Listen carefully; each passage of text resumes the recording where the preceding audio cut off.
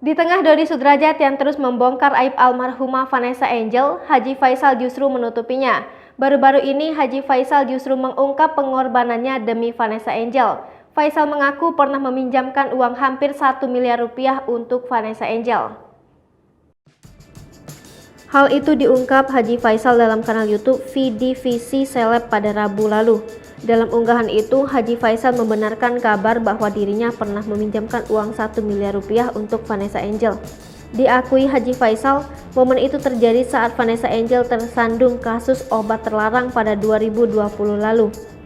Haji Faisal pun awalnya meminjamkan uang 300 juta rupiah untuk membantu Vanessa Angel. Sayangnya masalah itu tak kunjung selesai hingga akhirnya Haji Faisal menggelontarkan uang 250 juta rupiah untuk penyewa pengacara. Tak sampai di situ, Haji Faisal juga meminjamkan uang hingga 950 juta rupiah kepada istri Bibi Andriansyah. Meski begitu, Haji Faisal enggan kuar-kuar, terutama kepada Dodi Sudrajat. Pasalnya, Haji Faisal telah memaklumi masalah yang menimpa Vanessa Angel dan telah merestui hubungan putranya dengan sang menantu. Walau begitu, setelah bebas, Vanessa akhirnya mengembalikan utang kepada mertuanya tersebut.